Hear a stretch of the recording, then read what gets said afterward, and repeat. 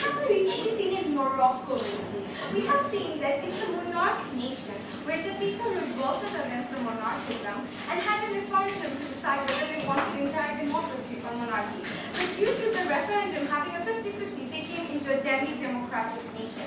But the problem that they had was the very fact that the constitution of the demi-democratic nation had any voice of the people at all, but was made by the Sultan and the new parliament itself, and people revolted against it because people want them to have a direct say in the constitution. And that is why we believe this motion must be passed. Today we are going to show you principally how the very fact of this motion needs to be passed. And today, that is why we are not going to be dealing with the most constructive, the model part, but we're going to show how it happens, but still we believe to be morally justified on the principal part. Today, defining the motion, when it comes to constitution, you have to realize what constitution is. It is the system of fundamental principles according to which a nation, state, or corporation works, and the right it has, the citizen, the right it has. Amended, we need to alter, modify, rephrase, or subtract and amend. And to direct, we need a participation of people in a direct manner. Today the model we have that constitution reformation and how it is governed is very different from nation to nation. But there are only few things which are constant. That is the voting process or the process in which constitution is changed or altered. That is that in every nation there is the parliament or the senate who have one vote for the motion in hand to change, and the prime minister, the president, has one vote. So we have two votes. We need to be unanimous decision for a change to come up in the amendment. And what we are adding to this motion is a referendum by the people of the country where they have a direct vote of yes or no, whether we want this amendment to come in place. And that will be the third vote of an entity. And these three votes need to be unanimous to come up to make a motion or a thing to be changes in the constitution. And we will justify it in the House for three major arguments. Firstly, how the very concept of democracy and amendments govern the majority to allow it. Secondly, how we believe that the representation of people is not being taken care of, and this motion actually upholds the democracy in a better fact and citizen happier. And thirdly, but the second speaker will come up and told you about how this upholds the maximization of rights and accountability to the people. So, the first part, how the very concept of democracy and amendments govern the majority. You have to see that what is democracy in our hands in the first place. Democracy is the fact that a government is there by the people. A government which has to be answerable to the people, and it has to uphold the rights of the people. And what does this government get governed by? That is constitution, Mr. Speaker. A constitution really defines how the government has to govern itself and how it has to uphold the very rights of the people, the rights which people have. For example, the constitution enables you to have the right to free speech, right to practice any religion you want, or the right to very fact that there is no going to be any social or caste. After I finish the argument, so no social caste or religion discrimination. These are the things. So the effect the constitution puts are on the citizen of the country by itself. The biggest stakeholder of a constitution ruling the people are the people. But we see that the people do not have a direct voice to the people, while the constitution enables the highest amount of impact to the people. And this is why even though democracy upholds the very fact of people's voice are not there in the constitution. And that is why we need to bring about this change at the very first place. Yes, sir? If there is a change in constitution and it is going against the people has a right to read against it in Supreme Court, as it already happened in Bangladesh with the 8th Amendment. Mr. Speaker, we didn't see it, but was there any results coming up? Because we see that at the end of the day, the Parliament and the PM didn't come up to a status of agreement, and that is where the people's revolt actually came up of not agreeing to the fact of the very first place. But now, moving on to my second argument, which is why the representation is not upholded and why it directly brings upon a better democracy. Mr. Speaker, even though we see in the past or in the future, we do not see people's voice. In USA, the recent reason we have seen that Obama is supporting gay rights while the Parliament is not supporting gay rights. But have we ever considered what the majority of the people of America wonder at the first place? No, we do not see. And what is the very reason there at the parliament is revoting is because of the political agendas they have. The senates and the representatives they choose upon for them to represent also have another agenda, that is the agenda of upholding their political party's image in the first place.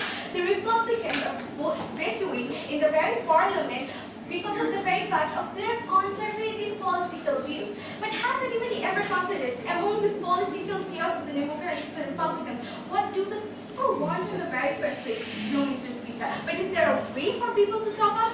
No, Mr. Speaker. We do not see that.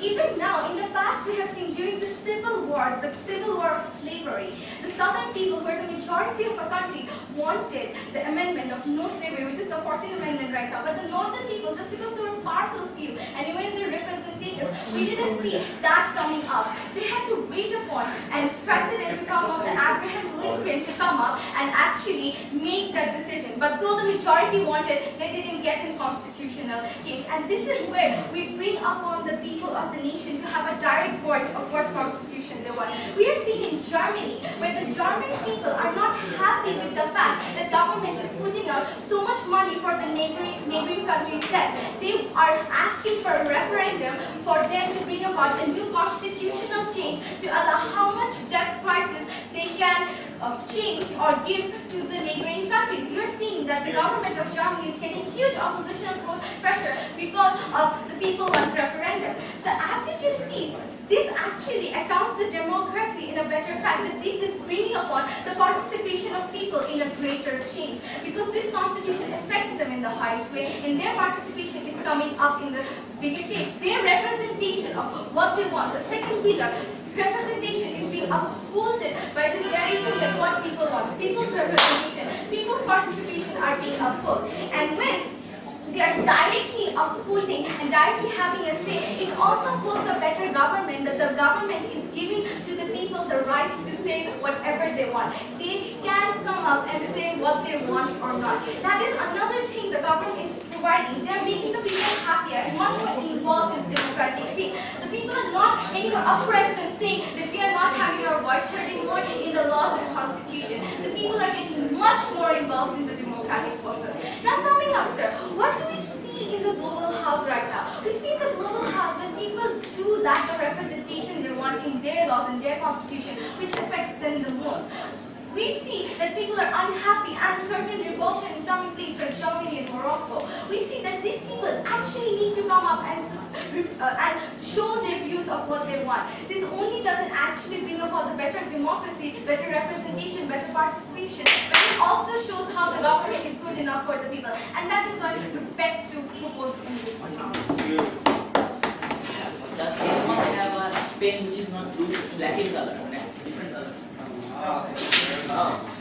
Black pen আছে একটা different color blue pink তোমার কাছেই রাখো I'll come back to ethics. Welcome, the leader of opposition. Hi,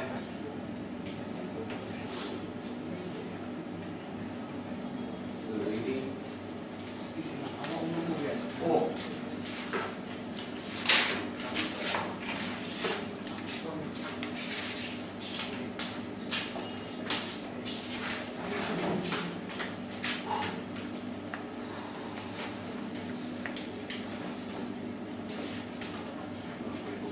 Really impressed by whatever side he said. But ladies and gentlemen, at the end of the day, what we have to say is, they have to prove us A, that direct democracy or direct involvement, that they would say that yes, we want such and such amendment, or no, we don't want. This direct system is the only way how people are going to be connected towards this constitutional change, ladies and gentlemen. This is something that they have to prove. This is the only way that they have to do, ladies and gentlemen. Second, ladies and gentlemen, they come up and say that the other processes are already there in case of constitutional change. They have to show that there is a basic flaw. But we are actually going to show how it's not so. How is that so? Four basic arguments. First of all, I'm going to show you how in two terms the present system of constitutional change is valid. Second, I'm going to show you how the people are incorporated within the system that is already there. These are the two arguments I'm going to show. Asmai will come up and show how in two terms, Parliament's supremacy would actually be breached as soon as you accept their deeds. Now these are the three arguments that we are going to deal with. Under that, we are going to have much more less. Now ladies and gentlemen, first of all, before we move on to our argumentations, let's talk about what they have talked about.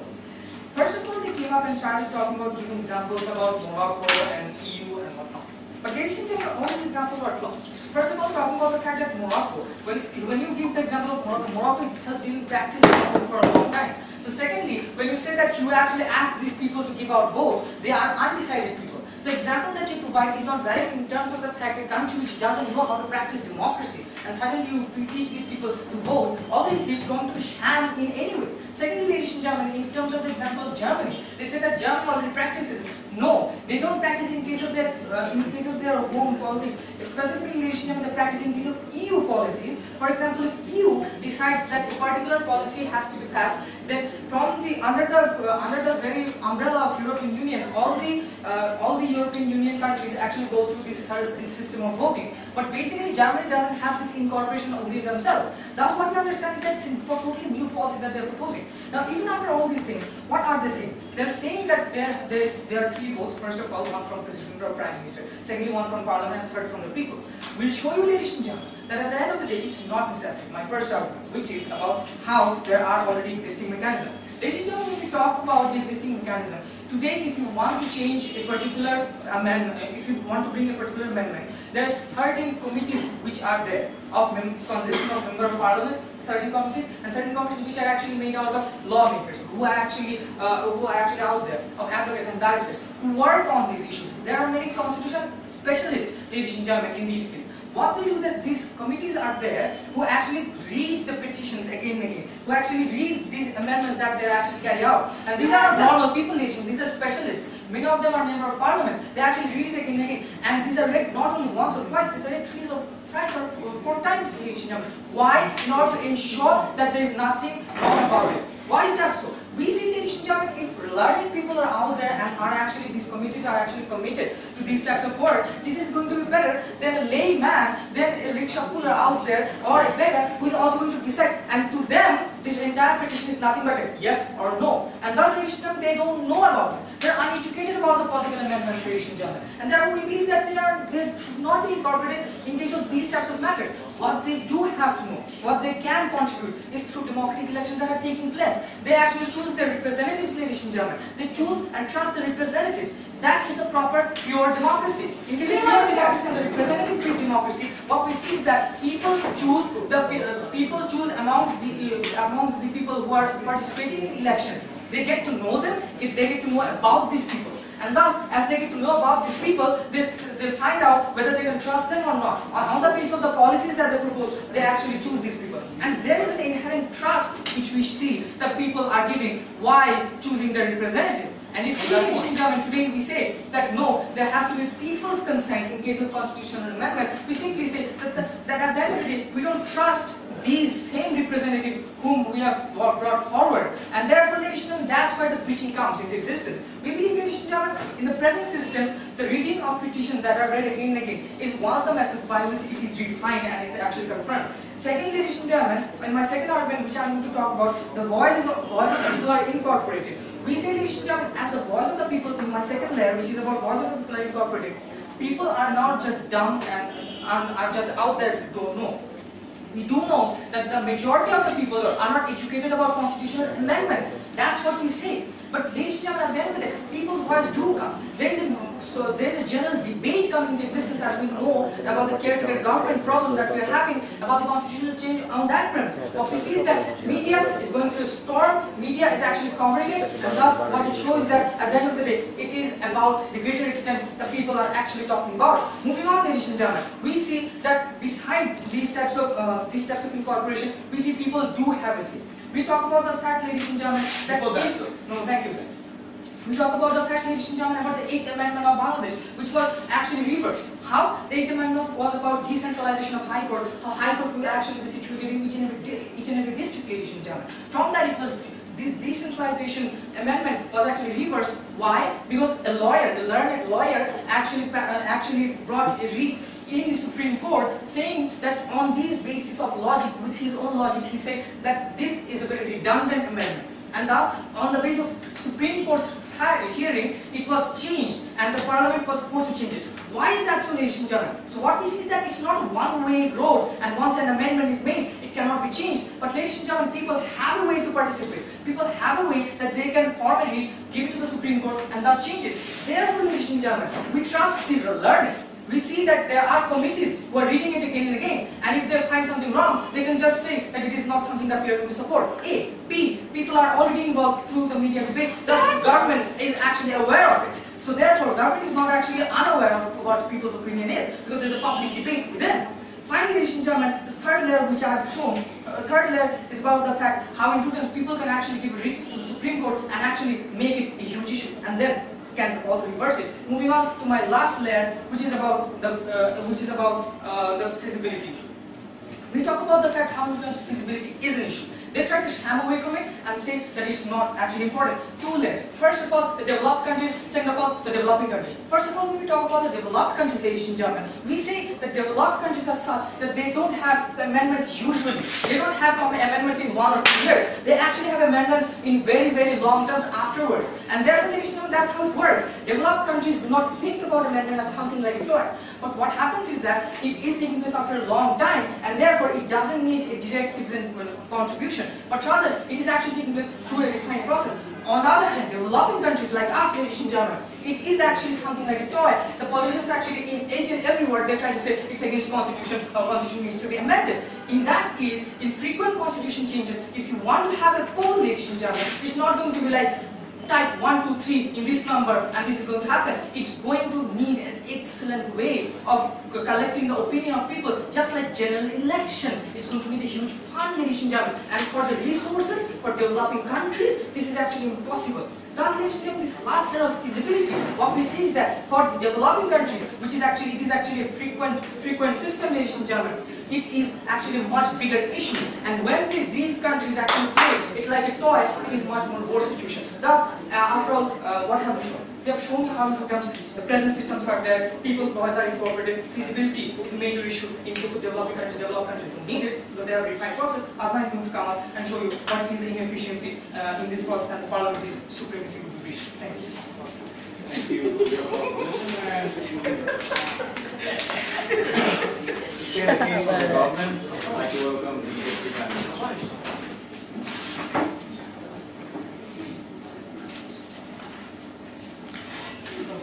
Here, Shams.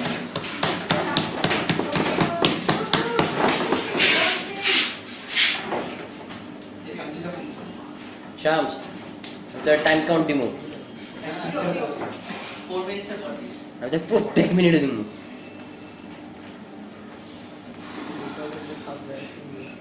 শুনছো কি আমার কি?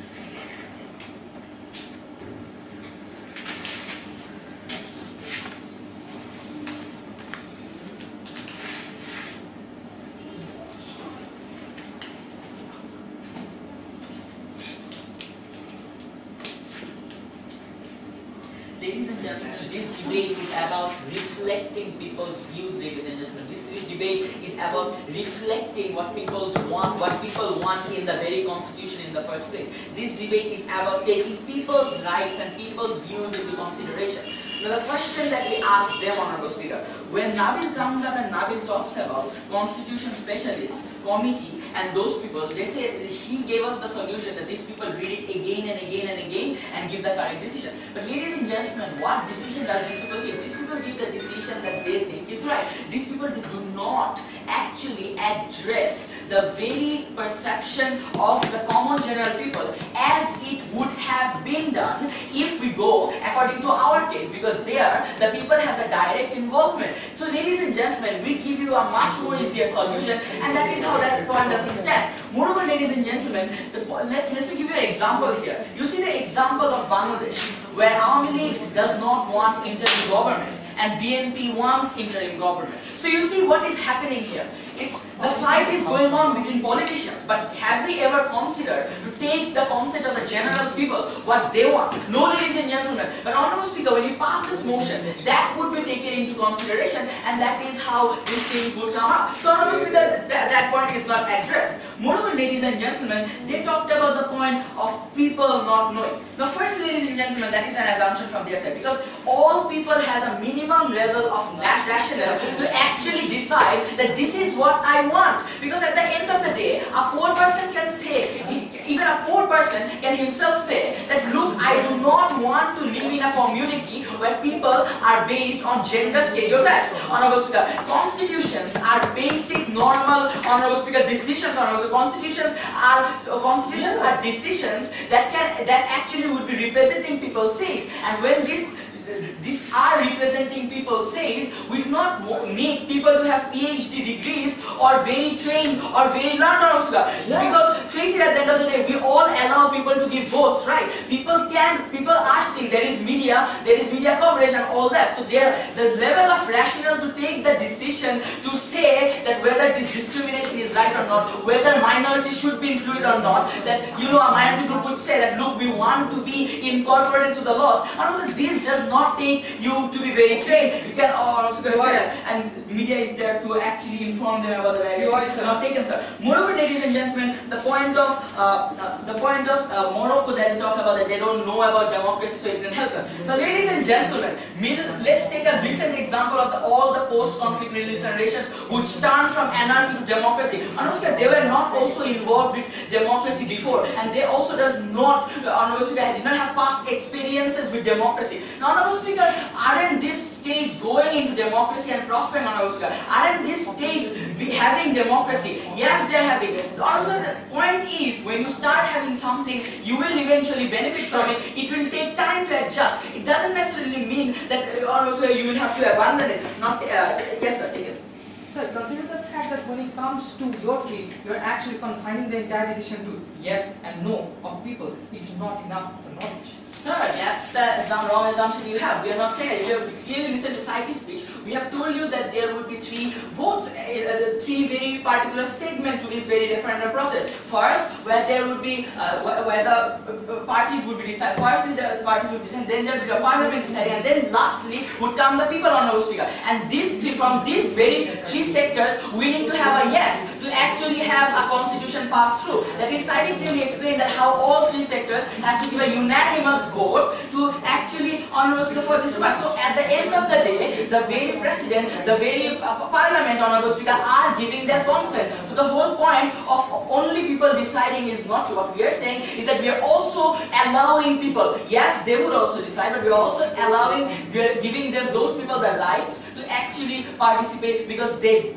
deserve that right in the very first place. Moving on, ladies and gentlemen, is the last point about funding. Now, ladies and gentlemen, they talk that developing countries don't have funding and all that nonsense at that point. Now, ladies and gentlemen, first of all, you have to understand is constitution is a very important thing. Honestly, it's a very important decision. So, if funding is required to actually make sure our constitutions are proper, we are happy with it, ladies and gentlemen, because it's something that will decide all laws and all the future prospects of a country, and it's a very vital aspect, ladies and gentlemen. So that point doesn't stand from their side. Not taken, sir. Moving on to my arguments is the argument of accountability and maximization of rights. Now, ladies and gentlemen, we all know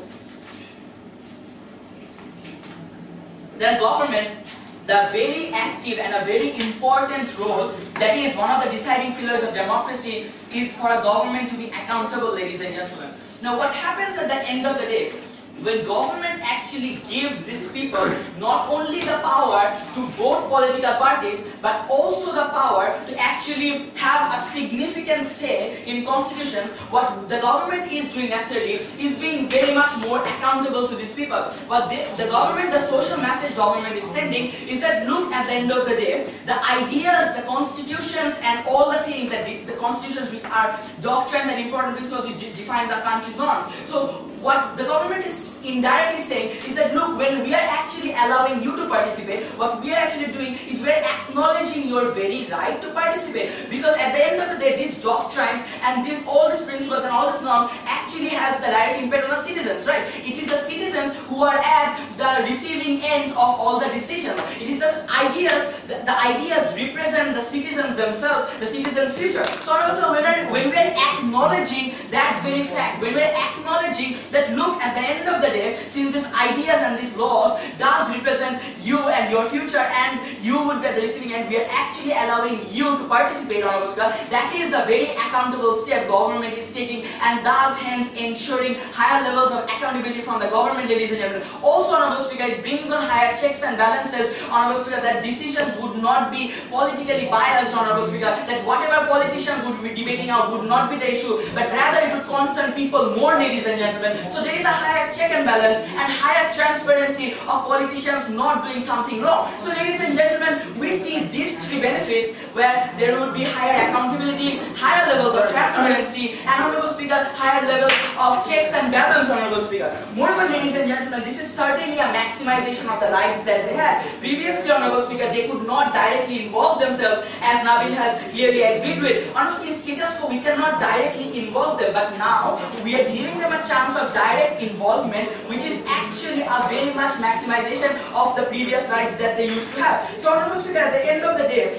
to sum up, what we showed you today so far in the debate is the fact of, honorable speaker, is the fact that does people have the right or not, honorable speaker. We clearly debated all through our speeches, honorable speaker, that look, at the end of the day, people has a right to say, honorable speaker, and given that people has a right to say, we are giving that right to them, honorable speaker. Also from the government perspective and from the perspective of democracy, we have shown you the best interest of these people being served. We have shown you the best interest of government being served, being accountable. We have shown you how transparency increases. We have shown you how constitutions, vital decisions are more better now. And with those few words that I invest, please thank you all. Thank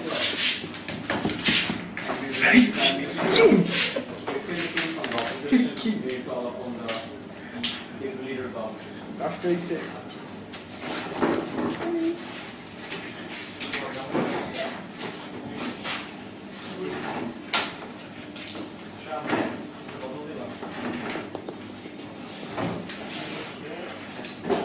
Here, here.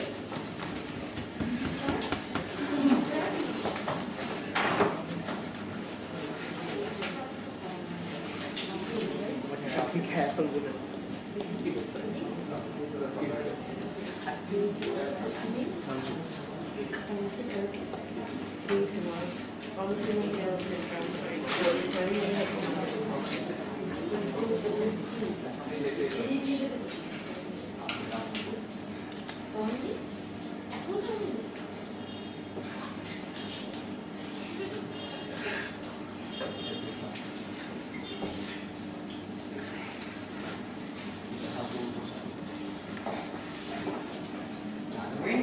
When we're talking about amending the constitution, we have to see that almost these are done only in developing countries with almost bigger sham democracy. These are not done in countries, in developed countries, where the constitution is something which is more than absolute. And therefore, these developed countries, they know that the constitution is right, and therefore they don't change it. But when talking about developing countries, we see, for example, in Bangladesh, we see how when the new government comes, it changes the amendment. And the amendment change is required only in developing countries because it's in the process of developing and not yet developed yet. So when we're talking about developing countries as a whole, almost speaker, the issue of feasibility is magnified. Why, almost speaker? Because according to them, they have not stated exactly how they're going to count the number of polls by the whole people. They want all the people of the country to come and vote of yes or no about the constitution. But they have never mentioned exactly how the process is going to come up. Is it only going to be online based, almost speaker? No, they have not restricted this to online based. So what we see is that the process is similar to an election.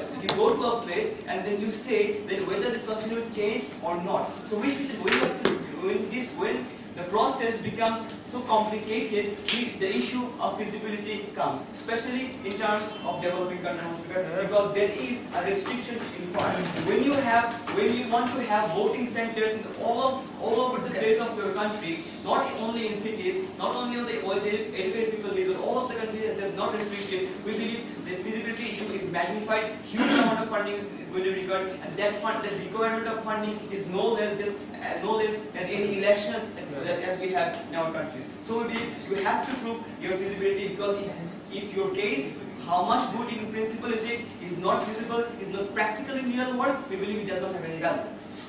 Speaker. Now, Speaker, we believe that then we can talk about Obama's gay right. How Obama is pro-gay and the parliament is anti-gay. But we simply believe that the people who are pro-gay will vote Obama, and the people who are anti-gay will not vote Obama. We believe that this process is enough when we want such long-term radical policies. National elections are enough when such radical policies, or what the majority of the people want. If you want to know what the majority of the people want, national elections are the perfect place where they choose the candidate according to their own taste. If I am pro-gay, I will vote Obama, and if I am not, I will not vote Obama. And then we talked about acknowledging the people, our speaker, that how there is a necessity to acknowledge the people. But we believe that yes, it is important to acknowledge the people's contributions, but making it compulsory so that all the people vote is not the right way to do so. Our telescope is finding out. We see that the people are being acknowledged. We see in every country there are live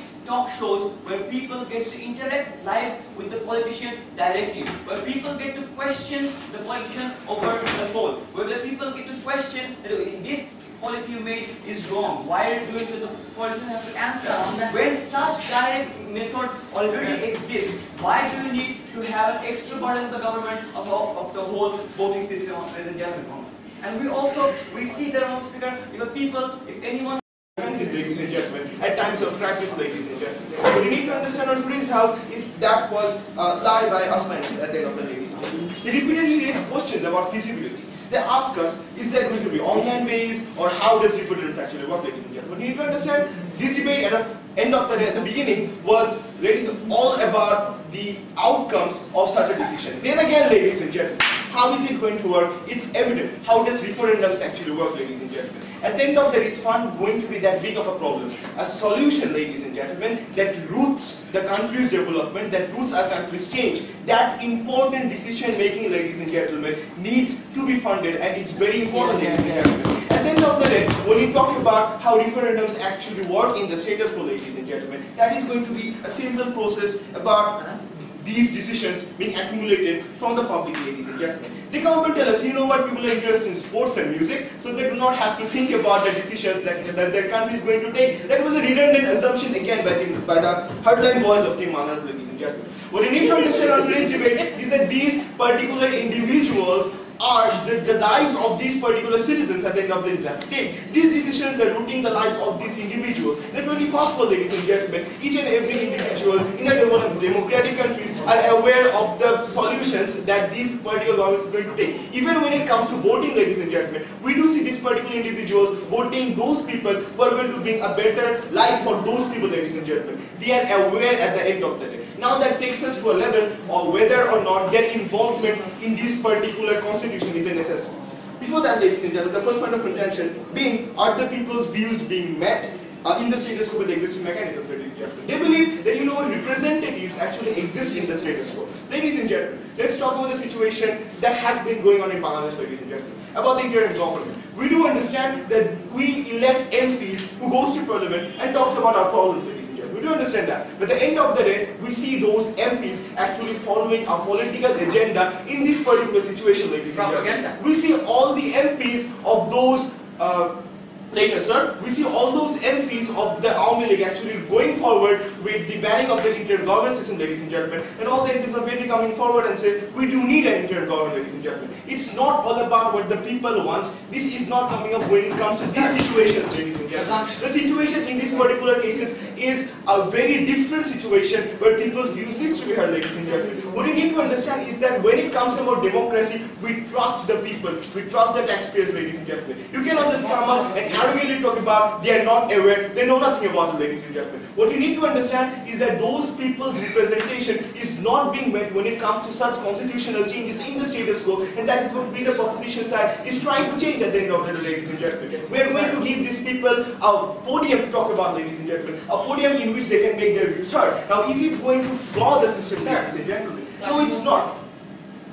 Sir, so as far as the people's right about taking decisions is being concerned, ladies and gentlemen, we see that the existing mechanism doesn't actually work. As far as the Supreme Court and High Court regulations are being concerned, ladies and gentlemen, at those high-level interactions by the general public, ladies and gentlemen, in most of the cases, we do not see that people as a union, there is not an efficient system in which all the people of the country, 14 crore people of a country cannot unite and go to a particular court, ladies and gentlemen. A much more easier and clear way in which people's views can be heard and a much more simplified manner is the referendum, ladies and gentlemen. And in that way, we can meet the people's aspiration in a much better way, ladies and gentlemen. So we see that existing mechanism of people's views being heard is being met when it talking about the change that the proposition side is actually being proposing. So ladies and gentlemen, we see that the status quo is not taking these people's views under consideration while the changes. Yes?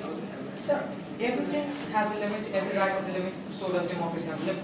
But the fact of the matter is, how can you trust these people in case of such serious issues when they are actually prone to propaganda? Thank you, sir. So the second clash, does the people's inclusion leads to wrong decisions at the end of the day, ladies and gentlemen? What they need to understand from the very basic level is in each and every democratic country. We go to the points of those people's mental stability later. First of all, when you talk about democratic states, ladies and gentlemen, it's the people at the end of the day who decides. And from the very policy, we have talked about the 3 voting mechanism, which has been clear throughout the debate, ladies and gentlemen. These people's votes are counting as a single vote when it comes to such particular decisions, ladies and gentlemen. At the end of the day, the ministers are having their say, the prime minister is having their say. They are not being cancelled out by the change the population side is proposing. And on the other hand, ladies and gentlemen, when it comes to such people's inclusion, ladies and gentlemen, these individuals in the status quo do take decisions about changes.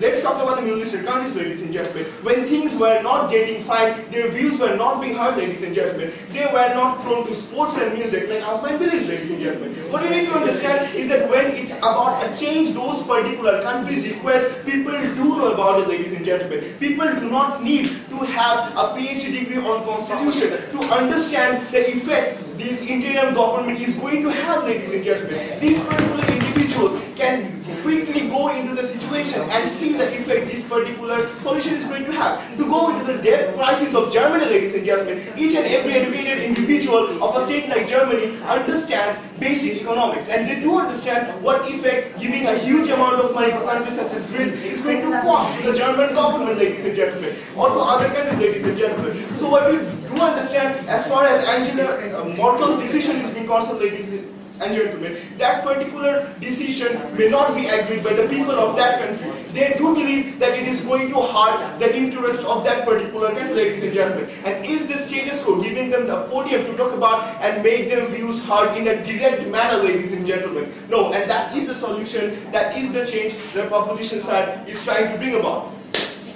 So, ladies and gentlemen, we do understand that in a situation in a democratic state, we do take the people's views under consideration. We trust them, ladies and gentlemen. We understand their stability. We do understand that these people can take decisions which at the end of the responsible decisions, ladies and gentlemen, which at the end of the day is going to pave the way in which the country is going to proceed, ladies and gentlemen. It's a very important decision that should not only be based on the people who runs the country on the forefront, ladies and gentlemen, because at the end of the day, it's going to pay the lives of the millions of people who this government is actually serving, ladies and gentlemen. So what do we see at the end of today's debate? We see that the status quo does not provide a direct manner in which such problems can be solved. The problem in Bangladesh is still an unresolved issue. The problem in Morocco is still an unresolved issue. The problem in Germany, ladies and gentlemen, is still an unresolved issue. People want to make themselves heard, and their way of television talking is not actually working, ladies and gentlemen. Their manner in which they say, ladies and gentlemen, about people's votes is not actually working. Their views are not being met. A change is a necessity. This important motion must stand. Thank you, sir.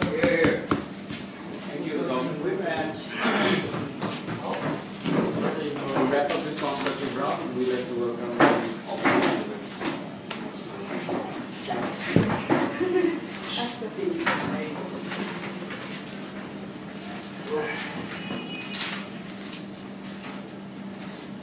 We all know how you invest.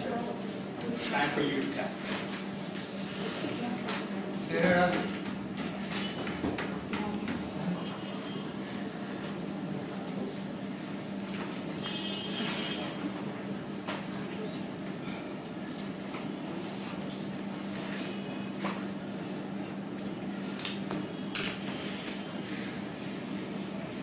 By the way, I was doing videotape, just so you know. Edit করে দিও। হাত দেখাবে ওদিক pay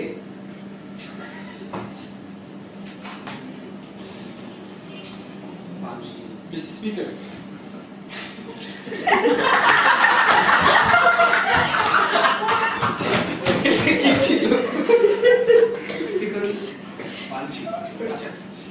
Our order বলেন তো? Order. Mr. Speaker, in this debate, in order to win it, we have two major questions.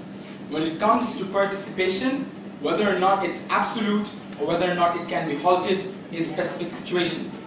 Second question is, ladies and gentlemen, whether or not this is entirely going to reflect the direct views of civilians or every single person who votes. But before that, ladies and gentlemen, let's talk about the third speaker from that side of the house. If you go issue-wise, ladies and gentlemen, the last issue he talked about was Middle East. How people are actually changing the constitution. What you need to realize is it's a segregated example. Why? Because number one, this is a fresh country from post-conflict, ladies and gentlemen, which was under dictatorship. This requires a general reform, ladies and gentlemen, which cannot be constituted in normal democracies or in normal countries which practice democracies, ladies and gentlemen. Because when they talk about Middle East, ladies and gentlemen, people were actually fighting against a bigger tyranny. That's an entirely segregated example from that side of the house. You see, the third speaker from that side of the house wants you to believe that political activity or interest in politics is as the same as interest or knowledge about constitution. You might be politically active, you might have idea about politics, ladies and gentlemen, but that necessarily does not reflect that you have proper idea about constitution, ladies and gentlemen. Talk about developing nations where you have a farmer, or talk about a developing nation where somebody pulls a rickshaw. Does he even know what an interim government is, or how long an interim government has to stay? No, ladies and gentlemen. And what does this imply and infer?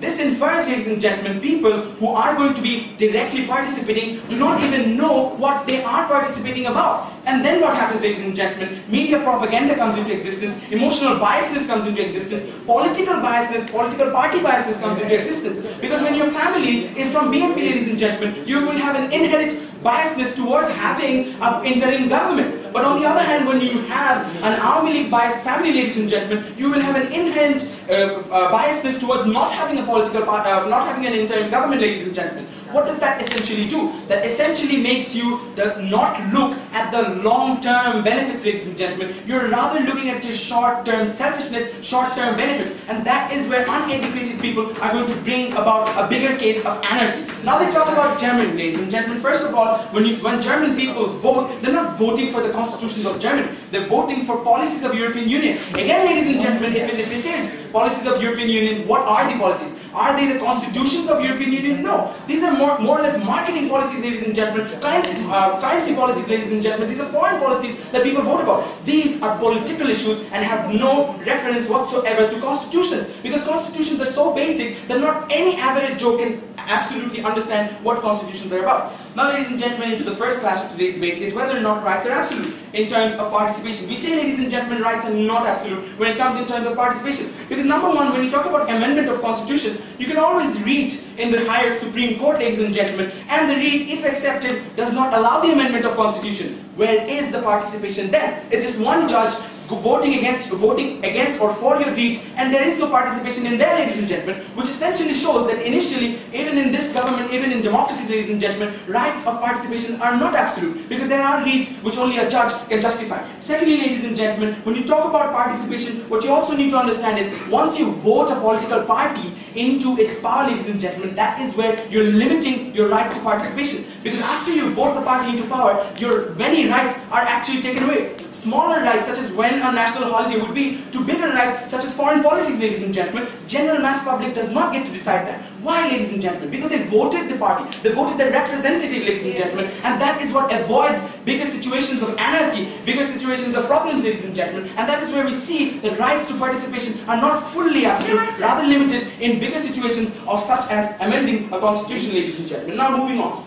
The people who are, no thank you. in the same argument. Clash. Whether or not the people who are to vote are educated enough and whether they should. Now ladies and gentlemen, I've already told you how interest in politics is not the same as knowing about constitution. Secondly, ladies and gentlemen, what we also need to understand is when you talk about developing nations, how there is a huge amount of illiteracy. When you talk about countries like Bangladesh, ladies and gentlemen, where 40% people are essentially illiterate and 60% are literate, by which, ladies and gentlemen, it's just a signature away. Now moving on, what do we need to understand here? Just because you need a right, and just because some people want a right, that it does not necessarily prove that the government should allow them to exercise that right. Just because some people want something wrong, something short-term, ladies and gentlemen, the government should not go for it. And that is what the morale of the government should be, ladies and gentlemen. Just because the mass public, maybe more than 50%, wants something wrong, does not allow the government to vote for what is wrong, ladies and gentlemen. And that is what the morale of the government is all about. Now moving on into the next clash, but before that, yes. Sir, what short-term benefits of those voters are you talking about? These particular voters are of course voting for the legacy that's going to follow about the particular Azman already talked about this, where Azman actually necessarily told everyone that, you know what, amendments are so important, whereby even one word can change the entire meaning. You see how important constitutions are, ladies and gentlemen, and this is where we tell you how short-term or long-term benefits will not be understandable by the mass general public, where out of which everyone is going to vote either a yes or no.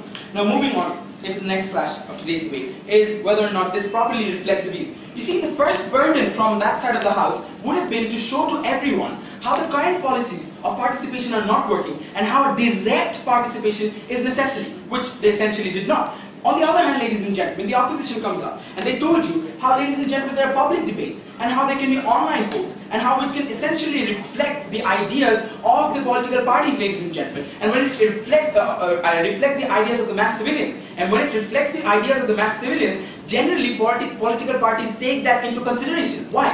Fear of the next poll, ladies and gentlemen. Fear of coming on into power in the next poll, ladies and gentlemen. Secondly, there are always applications of having a read, ladies and gentlemen, where you can, if you do not like a constitution, if you have enough logic against it, you can always go and read against it, and if the justice thinks it's alright, then it is alright and amendment is halted. And this is how, ladies and gentlemen, we promote participation in a very organized manner. But them, they never said how direct participation is necessary.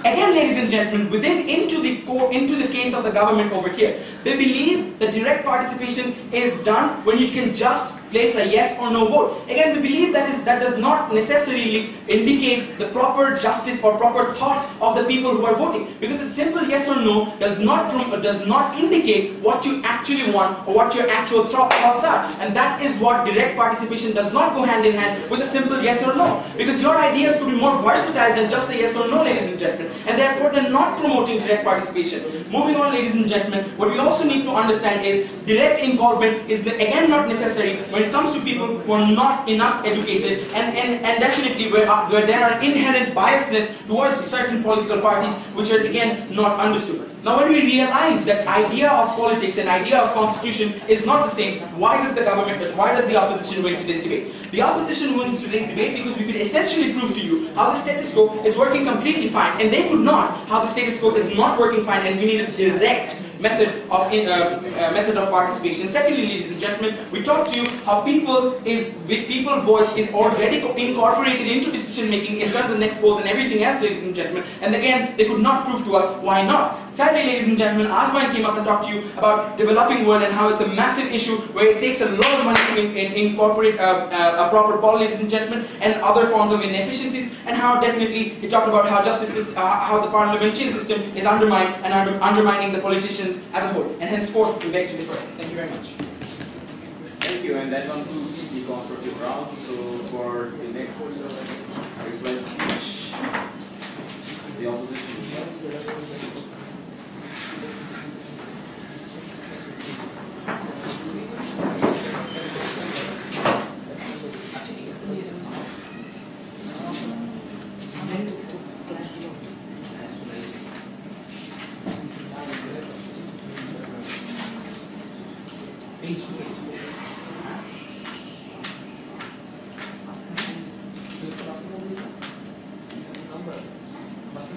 Ladies and gentlemen, two basic questions. First of all, principal ground. On principal ground, the question is people's participation important? Now, second ground, utility. What do we achieve? On that ground, the question is having the vote, having the say of people in direct way, the best way. Now, ladies and gentlemen, the first thing is people's participation important. Now, people's participation in terms of the changing of constitution is such that we must at first understand that everything has a limit, every right has a limit, so does democracy have a limit. And thus, ladies and gentlemen, we see that when it comes to decision making in terms of amendments, we believe that it's something so sensitive that it should not be left in the hands of people, as they might be prone to propaganda. A. B. They might not be able to know enough about these amendments. C. They might not have the enough capability to understand and analyze the long-term and short-term effects. Thus, ladies and gentlemen, that's the three basic grounds which we say that this is not the actual process how you should be taking such sensitive issues like amendments into the people's hand. Thus, ladies and gentlemen, what we say is that if this is the system, well, how does it ensure us the best form of accountability? We cannot say, ladies and gentlemen, no. At the end of the day, it is not the only form of accountability. We have seen people's view being incorporated in several ways. We see, ladies and gentlemen, starting from the way how media actually covers people's opinion in terms of political situations, starting through second layer, how we have seen that there are other ways how people can have their opinions saying in terms of constitutional issues. For example, we've been taken to Supreme Court. There are several ways how people can participate. But ladies and gentlemen, this sort of system where each and every person actually goes out there and casts a ballot is not the proper system, because each and everyone doesn't know about it. A. B. Ladies and gentlemen, it isn't actually necessary for each and everyone to know, because at the end of the day, despite the fact that you might say that it affects the normal people, at the end of the day, ladies and gentlemen, it actually goes through several readings and several refinery situation. So if there is a problem, it is something actually taken into hand by specialists, and thus that's what we actually take into consideration to be important. Therefore, ladies and gentlemen, what we show is that it's not important that people's participation comes into existence. Democracy has its limit, and therefore we actually come into a conclusion that its limit is such that we do not take such sensitive issue in the hands of people. Moving on, ladies and gentlemen, the next point, that having vote is the best way to actually to ensure democracy. Now, ladies and gentlemen, this utility question, the utility of democracy, how democracy is used at its best. We say, ladies and gentlemen, if it's always about democracy, we must understand a simple principle, that we cannot trust something in the hands of irresponsible people. What is that? We say, ladies and gentlemen, that not people, every single person who are going to cast this ballot are actually responsible. Thus, ladies and gentlemen, we believe that because of irresponsibility of a nation, if long-term decision making can go wrong, and their entire case just binds the entire philosophy of constitutional amendment into just a mere yes and no, whereas, ladies and gentlemen, it's much more sensitive than that. And as it's much more sensitive than that, ladies and gentlemen, we believe irresponsibility of the people and propaganda prone as people are, this is not the best way to actually ensure utility of democracy, ladies and gentlemen. Thus, ladies and gentlemen, in order to keep proper essence of democracy, we need to maintain the representative-based system. Representative-based system where there are several committees, where there are several people who are elected, you trust them. The moment you cast the votes, you cast the votes, you actually trust them, and thus, ladies and gentlemen, that's how it works. They learn it, and thus you trust them, ladies and gentlemen. If you do not trust them, that's how democracy falls apart. That's how the trust goes away. Whereas, ladies and gentlemen, the system is all about how the best mechanism has to come to follow efficiency with the right perspective, not irresponsibility, but responsibility, not ignorance, but proper knowledge. And thus, ladies and gentlemen, informed decision making is something that Team Boys from Manara actually appreciates, ladies and gentlemen. Thank you.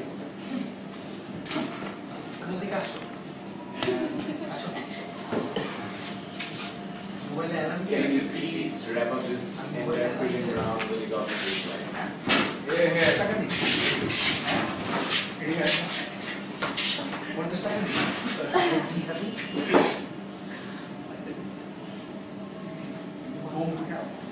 Mr. Speaker, the opposition comes up and says irresponsible people cannot take decision. That is why the very Constitution of America starts with the very line, we the people.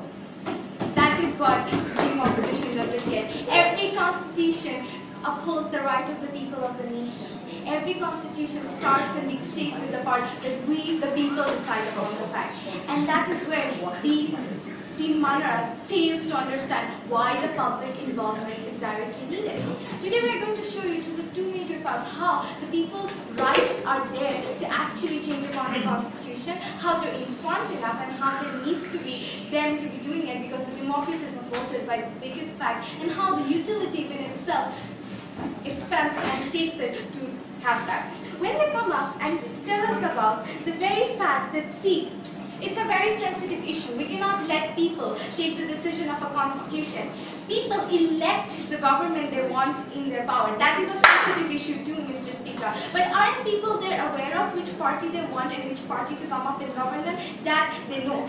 These are decisions, people of the citizens of the country are aware to take. They are not stupid people that they cannot want what they want. In America, if the referendum goes out right now, do you want gay rights there in the Constitution? Do you think people are so stupid they wouldn't? Even a truck driver has his opinion about the fact that whether he wants gay rights upholded or not, Mr. Speaker. He can answer the very yes or no whether they want the gay rights or not, Mr. Speaker. That the team opposition doesn't get in the very first place. They just believe that the people are stupid because this constitution was made by the very citizens of the country at the first place, Mr. Speaker. They come up and say the very fact, firstly, they believe that these politicians which are in the parliament are enough to come up and actually take the decision. Mr. Speaker, these parliament people are actually the people of the country. The country's status is revealed by this. These people, if they understand, because we do not see an MP being only a lawyer or a doctor, we see these people coming up from different places to come up to the power. We see Mr. Lalu Prasad Yadav being just a farmer's boy but still becoming MP. These are the people who are taking the decision, Mr. Speaker. So they come up and say, no, they are very literate. No, Mr. Speaker. These are the people who are informed of what they want in their nation, Mr. First, please. They know what amendments they want to go out. We cannot just wish upon that there will be TV shows and people will come up and protest. Now we see that there is a protest of whether you want a certain right or not. We'll see thousands of people protesting. That doesn't mean that the entire country's majority wants it, Mr. Speaker. Just because people do not protest doesn't mean that they do not want certain thing or not, Mr. Speaker. But yes, when it comes to extreme, people do it. They come up and say the government is good enough to do it. Mr. Speaker, after you elect a government, you haven't sold your heads to them that you cannot come up and revolt against the thing you do not want. They come up and ask about the utility thing, that these people cannot come up. We know the very basics of referendum coming in the first place. We do know that when it comes to referendum, people's participation are there. It's not that hard to go about. And when it comes to funding, if a constitution, a major part of the country needs it, we can spend a little money on that, Mr. Speaker.